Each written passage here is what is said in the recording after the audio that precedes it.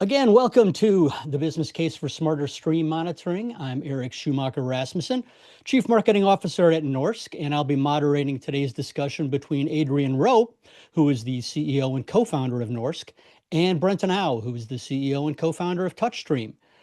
Based on some of the conversations we've all had, and I think that includes many of you in the audience, also includes comments on LinkedIn posts leading up to this webinar. Quality monitoring, as it's been done for quite a while, is fundamentally broken. And today's discussion will look at a different approach, a better approach. As the name suggests, we'll focus on the business benefits of embracing this new approach, which allows you to get quality measurements at the encoder and have those metrics follow the signal through the entire pipeline. So first we'll hear from Adrian, who will talk about the creation side of those metrics. And then we'll hear about Brenton, who will talk about how those metrics are read and how that data is interpreted.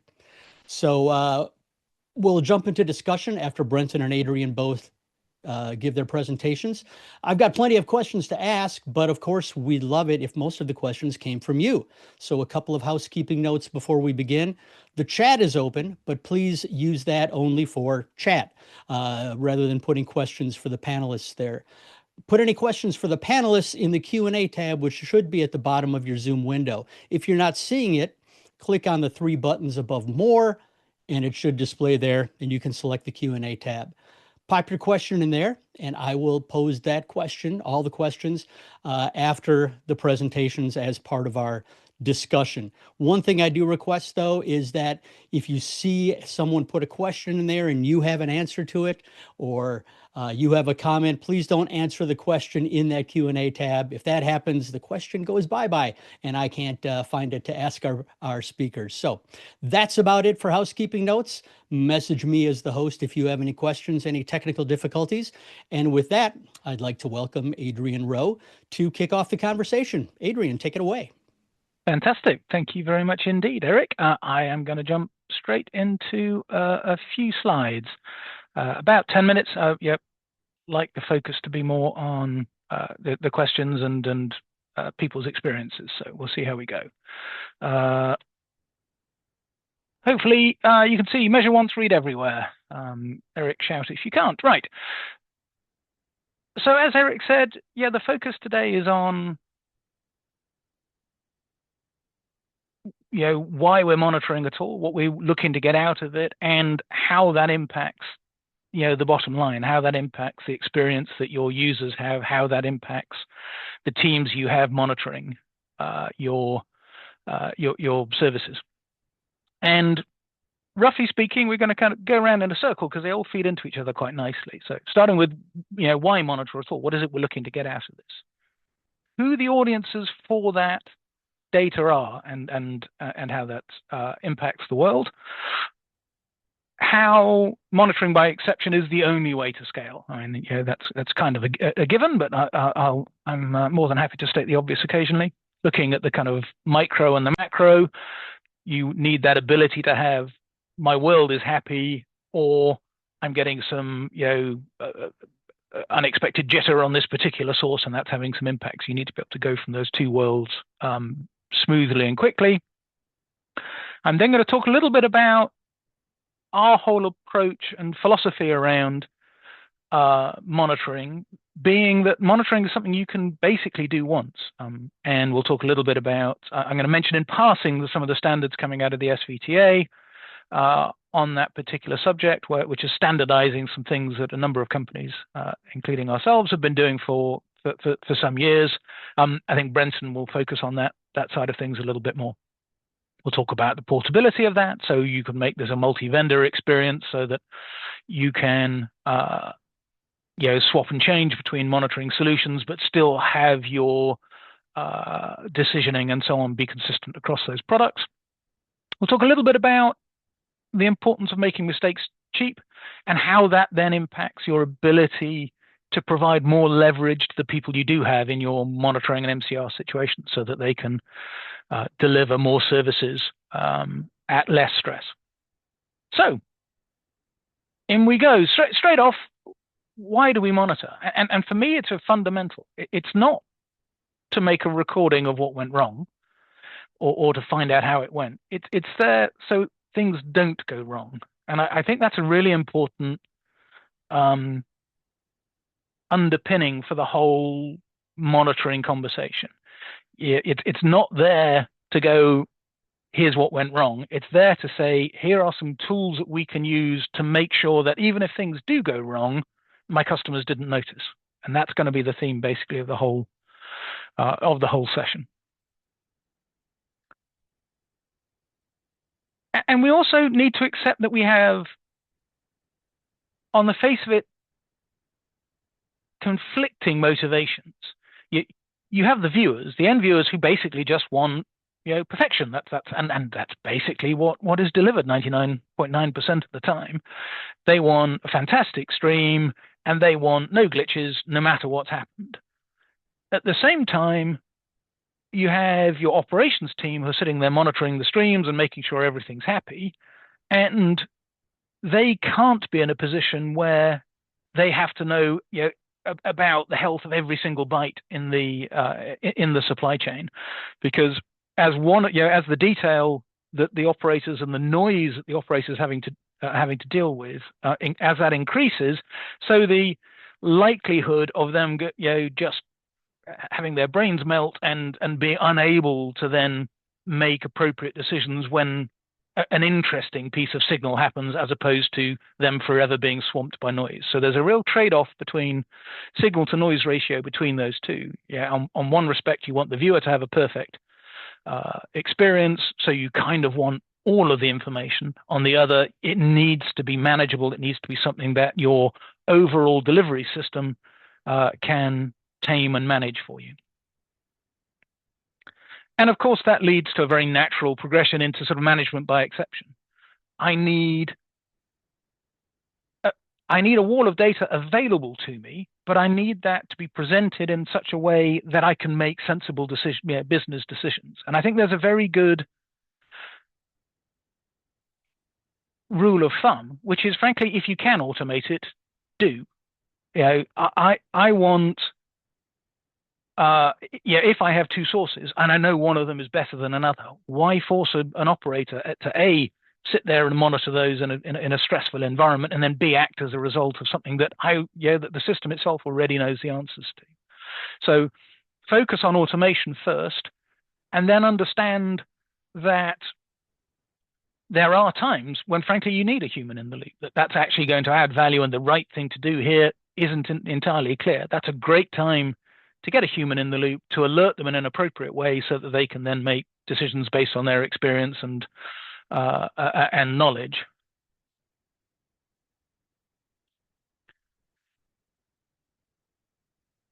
There's also, I think, something that's changed almost fundamentally in the last couple of years, and I think that evolution is still happening, which is, it sounds like a dumb question, but what even is a probe? A probe is something that's going to monitor my stream, be that anywhere from 2110 or SRT or RTMP or whatever else it might be, and provide me interesting information about that. And that used to be very much in the domain of physical devices that you plugged into your workflow, and which maybe even had physical screens themselves. So in the modern world, what's a probe? It's a container. It runs where containers run, and by that we obviously mean it runs anywhere. What's a monitor wall? It's a container. It runs anywhere that containers can run, and it's something that's going to show you the interesting piece of information. And so, as a fundamental going forward, monitoring is not about appliances and special hardware and so on. It's about software that you can deploy where it's needed, be that at the center, monitoring your source qualities, etc., be that by your packager, or be that right down in the field where you're looking to make a record of the actual observed experiences that your users had. What was the quality? What was the VMAF score of the segment that this particular user pulled? And the kinds of technologies that we're talking about here exactly enable all of those. So the micro and the macro we've already talked about a fair bit, but at one level, if I've got a transport stream coming in, there are times when it's extremely useful to know the ETR 290 conformance levels of that. What was the jitter? What was the PCR inter-arrival time, et cetera, et cetera, et cetera. That information is only useful when it's useful. 99% of the time, at scale, what you want to be looking at is a Christmas tree view that says, I have 200 events running right now, and they're all happy. But what I fundamentally need is an ability to go from that macro view to the appropriate bit of the micro view in a very, very small space of time. So Brenton's going to go into more detail about this, but I just want to raise the importance of the MQA standard coming out of the SVTA, Media Quality Analysis Standard. And basically, it says, why do I keep repeating the same measurements on my video stream or my audio stream or the quality of my subtitles, whatever else it might be, when frankly, the one place I know that answer better than anywhere else is at the encoder that's taken the signal from the source. It can do full frame reference analysis between, right, this is what was sent from the source, this is what I encoded, so here's the VMAF, here's the quality of the multicast coming in, here with the number of CRC errors I had or whatever else it might be. That central point really has all of the answers already. And traditional workflows sit there and they rework out those answers at multiple stages throughout the workflow. And that is both costly and inefficient, and also can create some operational challenges. So for example, if I am delivering high value content that's DRM'd, suddenly in order to be able to look at things like video quality scores further down my supply chain, I've got to put probes in, and I've got to arm those probes with DRM keys so that they can do the appropriate analysis. And the MQA standard is remarkably simple. It says, actually, let's take that information, and at the moment we know it, let's put it into the media stream as it flows all the way through your delivery system. And we can do that. The standard describes multiple ways of doing that. One is using CMSD headers, which particularly work nicely with HLS delivery and dash delivery and segmented files. They work in a way that is largely transparent to CDNs as well. So this quality data should survive with the media as it flows through a CDN in a way that the CDN doesn't have to do anything special to support. Or it can also live in band with things like SEI messages that are embedded into your elementary streams for things like cable or transport stream based delivery. And the idea is incredibly simple, which is I don't need to work it out. I don't need to rework out the answer. 1 + 1 is going to be 2, and if I do it at the center, that is also going to be true if I redo that calculation further on down the line. And actually, that concept of do it once, make it available, fits really nicely into a technology that I think goes strongly hand in hand with your monitoring solutions, which is the use of TAMs, or time addressable media stores, because they enable multiple use of multiple consumers of recording data, be that for compliance recording or in-play highlights or your social clips during a match or your live to VOD afterwards. And we see those two things as living very much alongside each other. And it opens up some really simple but very powerful experiences where you can say, here, for example, is a Norsk probe. It's sitting there looking at doing some non-reference image quality analysis. It's doing some calculating the VMAFs and the PSNRs and various other scores. It's looking at loudness compliance against broadcast or live music or whatever else profiles it might be. And down here, it's got it's saying actually there were some challenges with this content. The kind of thing you can do that TAMS enables really nicely is you can just click on one of those and say, actually, start playing from 10 seconds before it happened. So at that point, how bad is bad? You can relive that in a very, very easy way. You can start to get a high degree of knowledge, and you're doing that without creating a whole new recording. I don't suddenly have to go from, I need X terabytes of recording capacity for each of my use cases. TAMS fits in very nicely to allow me to multi-purpose that content. And then coming back to the MQA spec and the work out of the SVTA, it's the fact that the SVTAs helped standardize it, and that's something that Brenton and I were both tightly involved in, alongside companies like Akamai, GNL, and YouTube, and so on. But that means that you can have a multi-vendor approach where one vendor is putting the quality scores into your stream using an open standard, and then downstream vendors can access that without having to understand how the upstream system internally did that. They don't need to understand the complexities of how system A does it versus system B and so on. And so it makes everything much more interoperable. It makes everything much more flexible for how you can take that score and actually decision on it for usable behavior. And then for me, the utility of monitoring really becomes much more powerful when you make monitoring mistakes cheap. So if I have an automated system where I'm going to compare the quality of system A with system B, and maybe that involves an AI looking at something like non-reference image quality, for example, those are going to give you highly consistent, but not 100% perfectly reproducible results. And so there are opportunities for a live stream to behave in a way that isn't quite the same as the hundreds of hours of testing you did up front, because welcome to the wonderful world of AI.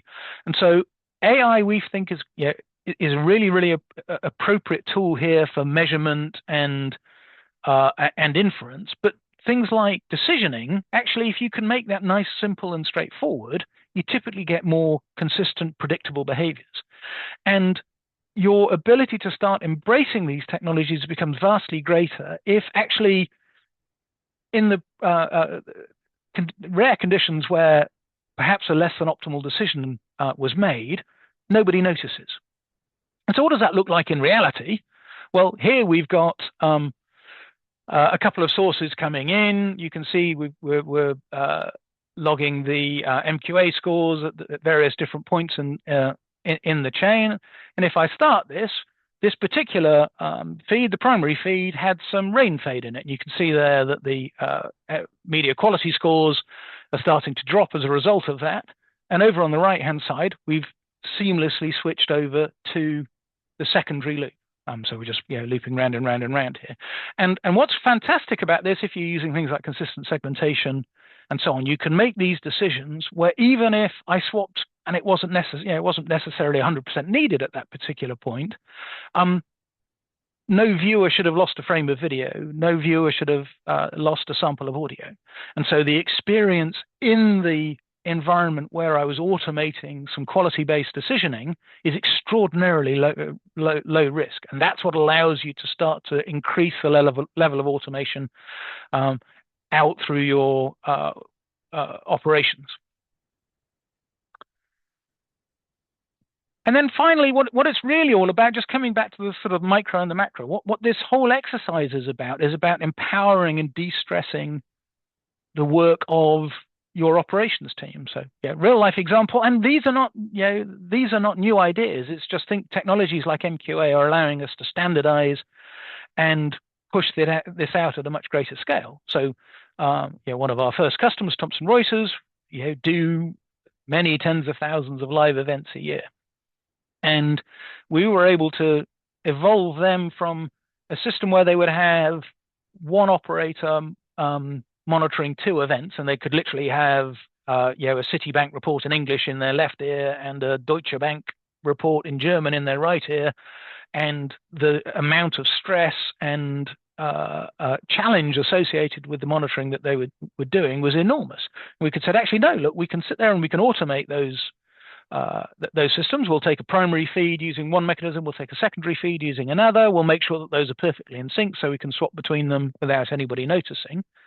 And then what that meant was a very, very stressful process where an operator could operate on 2 different events and had to enforce breaks every 90 minutes or something like that, could go to a world where they were operating on 20 events and nothing like the same degree of stress. So what we were doing is we're giving a real kind of force multiplier to the humans, because actually we could take the mundane aspects out of the job, and even if the system's got it slightly wrong, nobody would notice. At the same time, I need to go from that my world is happy view, as I have right here. I've got hundreds of events running, and they're all got two little green dots, all the way through to something like this. I think this is 4 mouse clicks away from that previous screen, which is something's not quite right. And I can go right through to I'm receiving a signal from a webcam or something like that, and the levels of jitter I'm getting a bit higher than I'd ideally like. So maybe you can ask the reporter or whatever that's dialed in to do something about it. So there, in a nutshell, is what it's all about from our perspective. And and the key for me is you're doing a couple of things.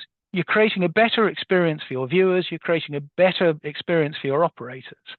But absolutely, the driver through all of this is monitoring is there as a technology that should be enabling you to stop the problem or to make nobody notice the problem, not just record it. So that's me done. I've been focusing on the sort of CMSD, SEI creation of metrics and how we can then push those through the live workflow.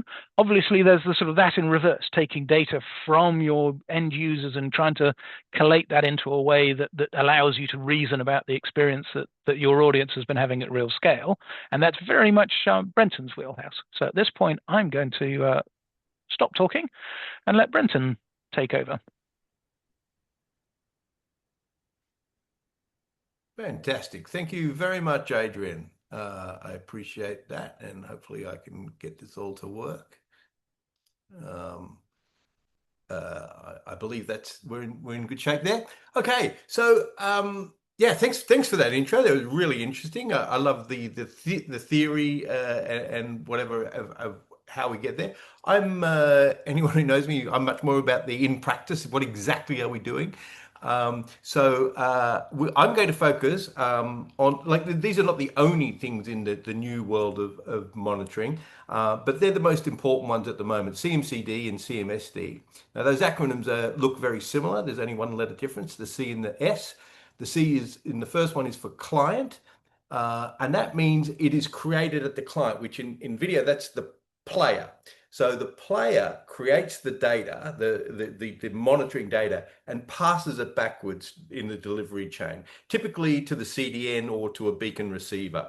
And then we pick it up from there and do what we need with that data. CMSD is common media server data, and that goes in the opposite direction. It starts at the beginning. So it can be any device along the way, but typically it is the encoders or a probe or something like that. But it creates the data at the beginning and passes it forward, so it can be used for further on in the delivery chain. And I'm going to show you a great example of that. It's very cool. Okay, so that's what we're talking about. So we'll start with CMCD. CMCD is the bridge between the world of players and content delivery. So the players know a lot about what's going on. In the past, we've had lots of tools like Conviva, Nice People at Work, Mux. This is kind of doing the QoE part of what they do. And it's signaling that data in the logs, typically the CDN logs or the player. And then you can collect that data and make sort of similar decisions on it. So, you can count the number of sessions, the health, the prefetch, there's a whole bunch of really interesting things that you can do with CMCD data. But of course, the problem is, how do you actually collect it? For very large scale, you can do things in a small scale, but for large scale, we typically work with someone like Hydraulics. They're extremely good at CDN log analytics. And basically, you send all of your logs in real time to Hydraulics. Then you summarize them in Hydraulics in very near real time. And then the way we pull the metrics out is we have a little query engine that queries those very simple summary tables and collects the KPIs and then posts them to TouchStream. So that's how we get the CMCD data out of CDN logs. And then what we do is we visualize them in our tool. I mean, you can do, so I'm talking about our tool. It's easier to describe it like that. You could do this in another tool. You could build this in Grafana or something like that if you want. Wouldn't be as good, but you could do it in there. So, but I'm just going to show you how we do it, and then you can decide on how you want to do it. But we split out the CMCD metrics, and we focus typically on throughput, the object duration, like the count of CMCD events. Buffer events, that's most buffer events and buffer starvation are really important. And basically that kind of tells you what the overall user experience is. We also grab network metrics at the same time because we've got the CDN logs. We can do things like what is the actual throughput from the CDN, the number of 200s, 400, 403s, 404 responses, what's the cache hit ratio, that type of stuff. From the actual CDN side, you can actually put those two bits of data together and you can actually imply, well, one of these things is causing, one of these network events is causing the CMCD event. That's actually quite good doing it from CDN logs. Okay, so that's the quick bit on CMCD. CMSD is very, very interesting because that's where we're actually, well, we're doing this at basically the encoder really does the scoring and then the packager writes it into the CMSD MQA headers. And this is all based on we did this with Norsk, Akamai, GNL for Mile High Video. So I'm just kind of leveraging a lot of what we did there. But basically what we did was you have two pipelines, and what we built was an origin that actually could select the best quality score. So that they're being scored as they go, and they can then do something with it. Now, if you think about it, there's something really useful about that. If you're using probes, you know, the old-fashioned type probes sitting at the end that is kind of like post-CDN or something like that, and they have to use DRM keys and decode and whatever, they're not giving you that data till a minute or two at the best, probably 5 minutes later.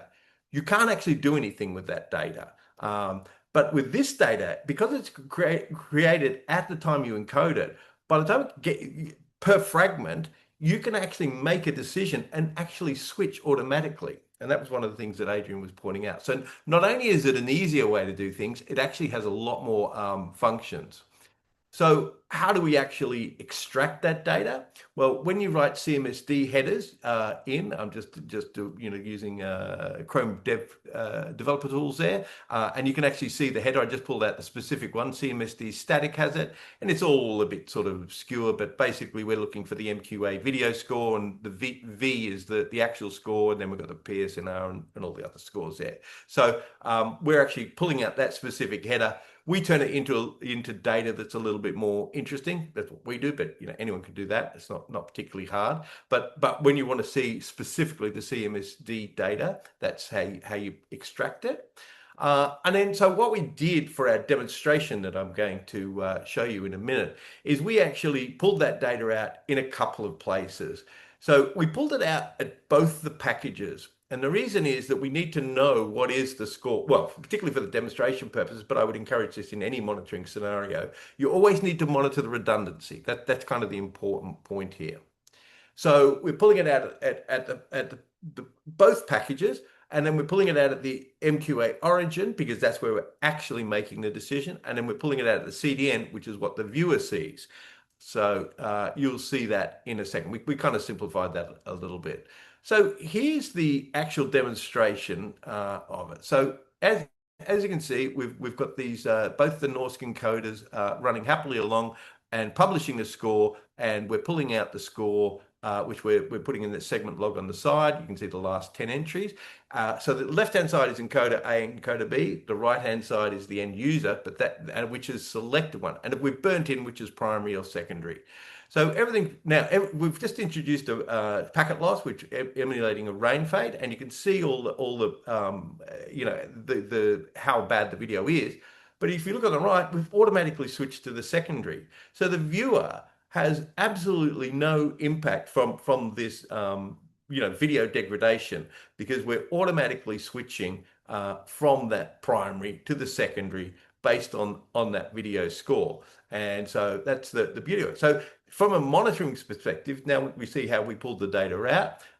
If you just click on that, you can actually dig down and you can see there's that CMSD static with the MQA video score of 40. We decode it into a nice, neat English look. So, 40 was bad, below 50 is bad. If you look back a bit further, we see a nice one where it's 65. That's good video. So you can see we're pulling out that score that you saw. Now, as you can see, it's gone red up to the packager.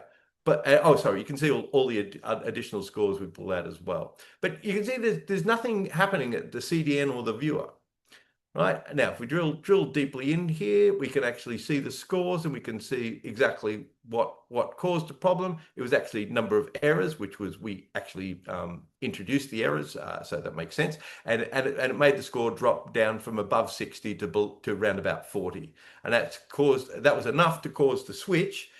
Because the other score was way up at 65, so you've actually got down to 75. Okay, it's come good again now. So we've actually taken away the rain fade, and you will see in a moment that basically now the scores are roughly the same. It's going to switch back to the primary. There it has. It's going to switch back to the primary now, and all is well. So that was all automated. Okay, so So that was all automated, and it was a very simple demonstration. I hope you found that interesting. But that's the kind of end of my part of the presentation, which is we'd now switch into Q&A. So Excellent. Thank you, Brenton, and welcome back, Adrian. I have questions that I'll pose to each of you directly, but of course, I would love it if both of you would chime in on any of those questions. But let's start with one for Adrian. You drew a hard line in your presentation between measurement and control, right? You said that AI can score the stream, but that decision to switch sources has to be deterministic code. Where does that line actually get blurred in practice? And what goes wrong when it does? It's not a hard line, I think, is the long and the short of it. It's a very fuzzy line, and actually one that's getting slightly fuzzier by the day. I think as a basic rule of thumb, we would probably espouse AI where you must, and determinism where you can. And so something like non-reference image quality is a great example. Yeah, how do you get non-reference image quality? Traditionally, you pay people to sit in an MCR and watch the stream, and if it looks, you get some rain fade on one and not on another, one of them will look blocky, and a human being has to go, oh, that one's blocky, I might want to switch to the secondary source from my sports event or whatever else it is. Those kinds of tasks can now be automated, with local models, which is a good thing. That's probably something I can do with inference running on the same computer as the server. I no longer have, that means I'm not having to push it out to, an online LLM where I've got obviously token cost and I've got bandwidth cost and latency and so on around how that works. So there are genuinely some tasks that used to basically be in the preserve of humans that now AIs are starting to do really quite well. What comes out of that is then they can come up with some kind of quality score. We also make up the quality score is a big compound of all sorts of things. So something like a non-reference image quality score would be part of it. But if I also know, for example, that there are drop packets, I can include that as a very reliable indicator of something's not great, for example. But then ultimately I've got A with quality 100 and B with quality 50. Chances are A is going to be better. And so making that logic as clear and reproducible and predictable as possible, I think absolutely where you can makes sense. What I absolutely wouldn't do is feed them both, both my A stream and a B stream to an LLM and say, dear LLM, here's my A stream and my B stream. Tell me which one you think is better and switch to it. Yeah, that's going to A, be very, very expensive, and B, give you hard to reason about results. Great. The measurement or measure once, read everywhere, it sounds almost too good to be true. Sounds, it sounds simple, but it also requires every one or every point downstream to trust a score that they didn't measure themselves. Is it difficult to establish that level of trust? And if it is it a technology issue or is it more of an organizational issue? This might be more Brenton's one than me, but it's definitely not a technological issue. That reading, one of the things that I think the MQA spec does really well is it's remarkably simple. If you're using, as Brenton was showing, the CMSD headers, reading those, is 2 lines of JavaScript or 2 lines of any programming language you might choose to have. So the spec, there are some challenges around the spec, which is where does that quality score come from? And there's also perhaps an element of you comparing apples and oranges. If a Norse encoder, for example, scored something as a 72, the spec goes out of its way to say that is not something you can compare to another provider's MQA score of 72. It's not trying to be deterministic, because we have non-reference quality. We look at things like CRC errors and continuity errors in the input streams and so on and so forth. Other vendors may well take different approaches. We monitor for black and silence and loudness levels and all sorts of things like that. And so it does allow competitors, vendors to compete with each other.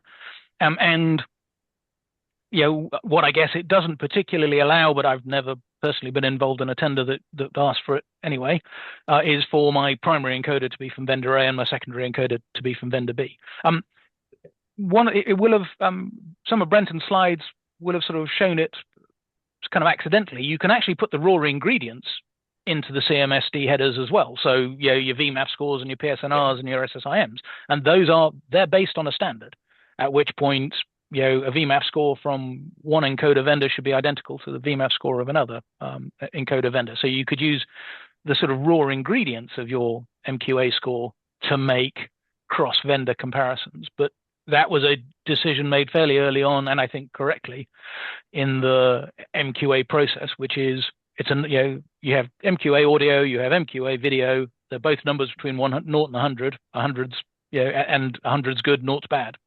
That's it. Nice and simple. Yeah, I'd just like to add to that. Like, nobody uses vendor A for one part and vendor B for another. They will use them on different channels for different events, but you would never do a primary backup with a different vendor, because you can't get the frame accuracy that you need. So if you switch from one to the other, it has to be identical, right? And that's not going to happen if you use different vendors. So I do know a lot of it, because I've had this discussion many times with people. It's going to be different amongst vendors. Yeah, but you'll never use two vendors on one channel.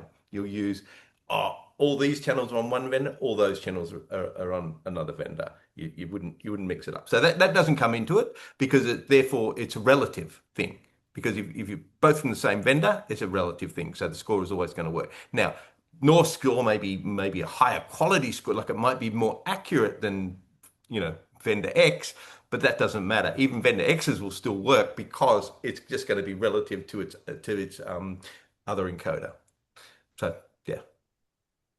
All right, I'm going to jump around a little bit. I know I sent you some questions ahead of time, but I'm going to jump around a bit.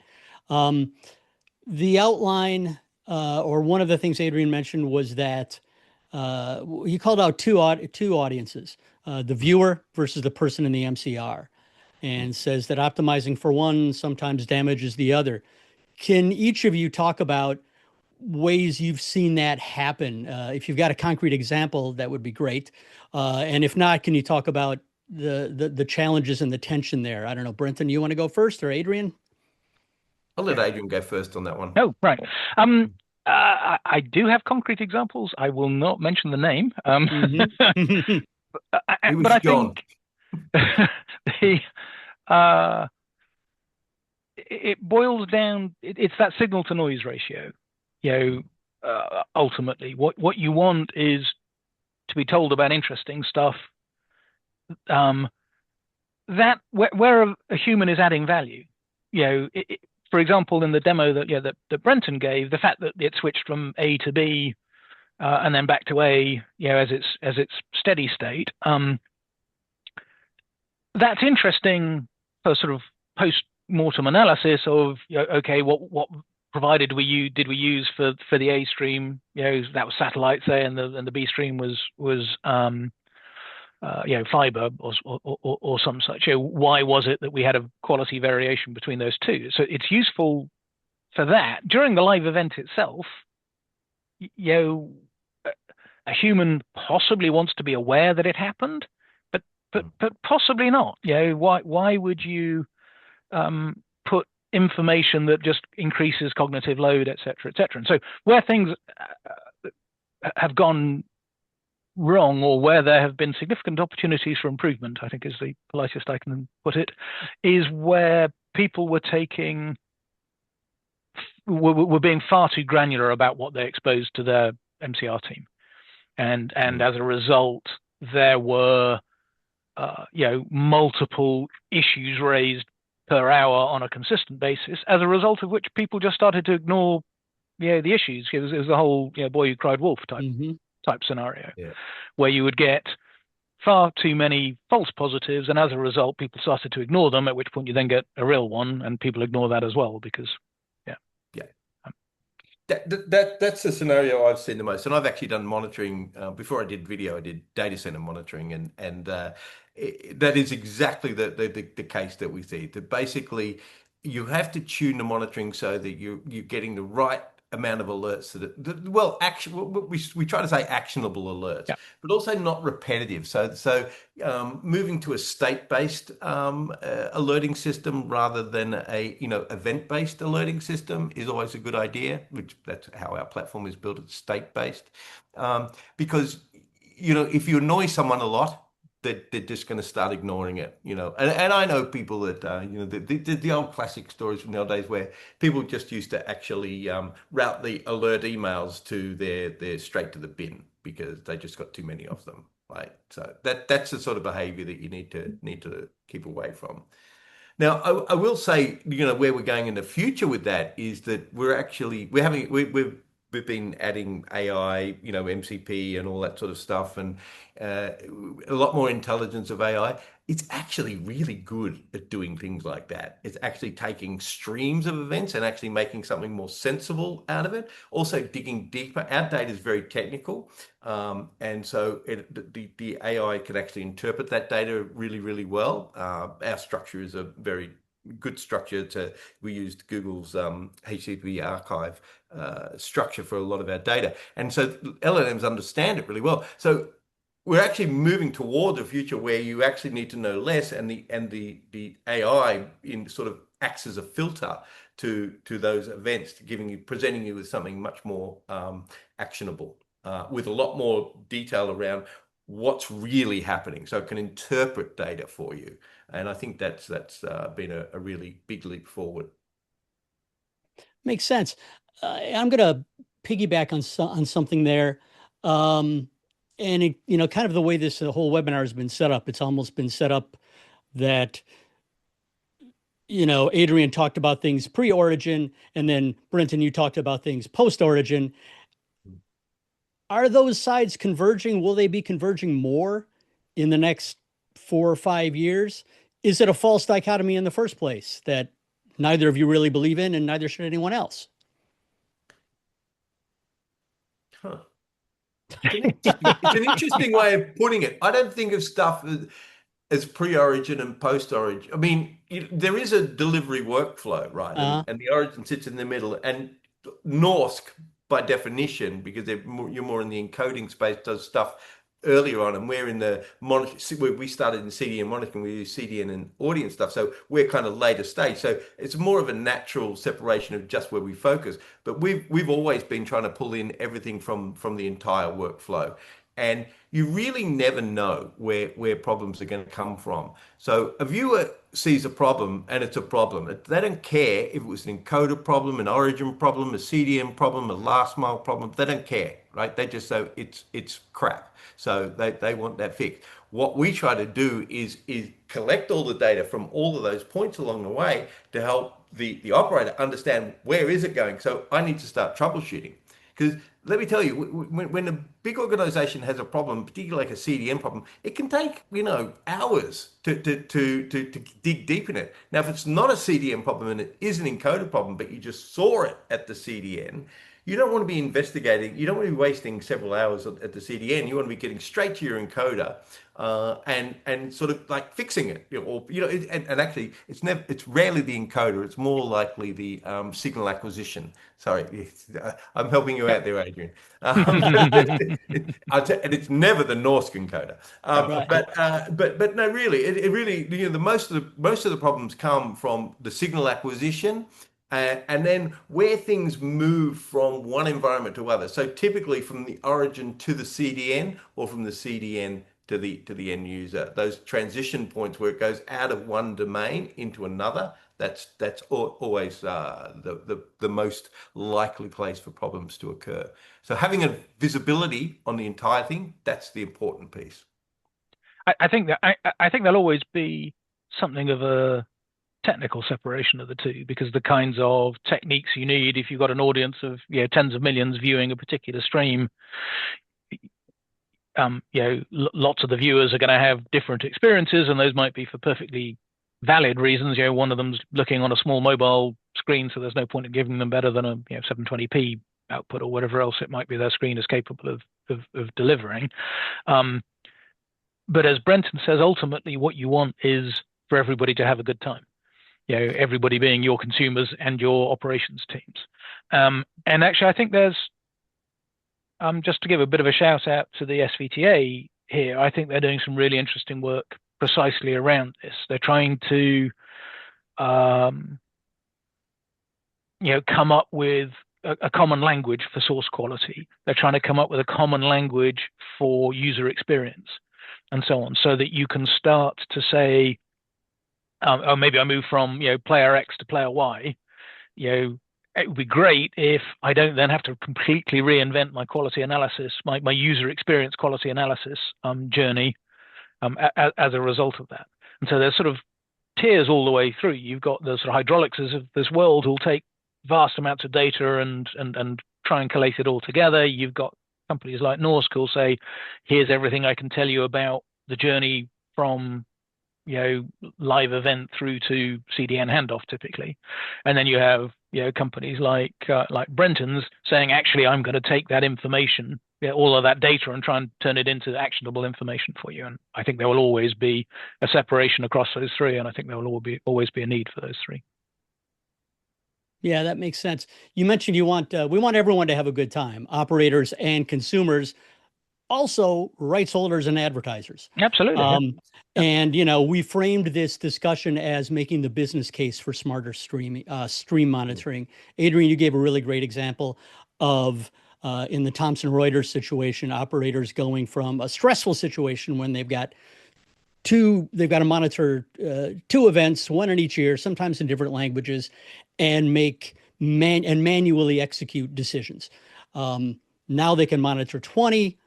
Most decisions are made deterministically through software, and they're much less stressed. That's a business benefit. Can you talk about very specifically some of the other business benefits to this new approach to stream monitoring?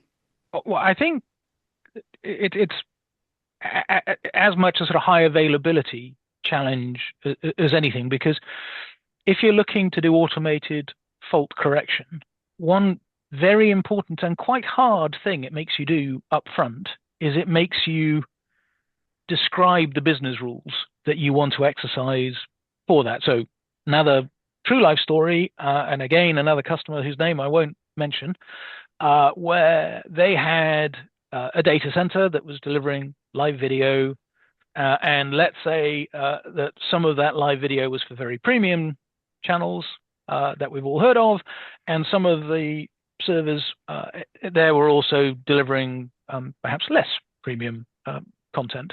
And this was back in the sort of appliance days, and one of the appliances lost the magic smoke, and the power supply blew up or something like that, and it simply stopped working, and they didn't have a spare. And there was an engineer there at it was a US event, it was in the UK that it was being hosted, so there was an engineer there at sort of like 3 a.m. And what he did is he unplugged the SDI cable from one of the existing appliances, plugged the premium channels into it, and brought that service back up at the expense of somebody else's channel. And that engineer had absolutely no idea whether in the morning he was going to be given a bonus or he was going to be fired. And one of the challenges around quality-based monitoring and automation and scaling and so on and so forth is actually as cultural as much as technological. Not, A, you have to accept it, and B, you have to decide what the business rules are. Because it makes you address the what's the right thing to do if question. And a lot of organizations haven't, and frankly, it's not even on their agenda. Yeah. I think there's other reasons as well, is like, in the old days, there used to be a set number of channels and things used to be in a set place. But in the new world, there's pop-up, like everyone's moving to a lot more pop-up channels. And, when I even look at the Olympics, I could just, on my app, I could select which event I wanted to watch. And it's just it's not the same world anymore. And you can't use physical hardware to do some of these things anymore, because so much of the whole workflow is virtual now, and things get brought up and pulled back down again. So you've got to look to more modern ways of doing monitoring. Otherwise, you're going to be a bit lost. I've been in the industry 25 years. Both of you have been in the industry a long time. These are cultural challenges that were there 25 years ago, and they're still there now. Is it becoming easier to make the case for doing things this way? Or are you still encountering that resistance when you talk to large broadcasters, for instance, who have entrenched ways of doing things? There may be political challenges within the organizations as well that can be just as much of a blocker as anything technical. It depends on the people involved. It just depends. Like I can give you two big US companies that to everyone they look the same, but behind the scenes they've got different attitudes to how things happen. And one embraces cloud and the other does not. And it's the one that doesn't is not progressing very quickly, and the one that does is progressing very quickly and is very open to it. And so and don't even get me started about the sort of more telco world where that are delivering TV services. They are to a certain extent stuck backwards because there's people like the engineering people would love to do the more modern things, but they've got people above them who don't like change. So. I mean, I'd echo that. It's easier, yes. I think pretty much across the board. Easy, no. And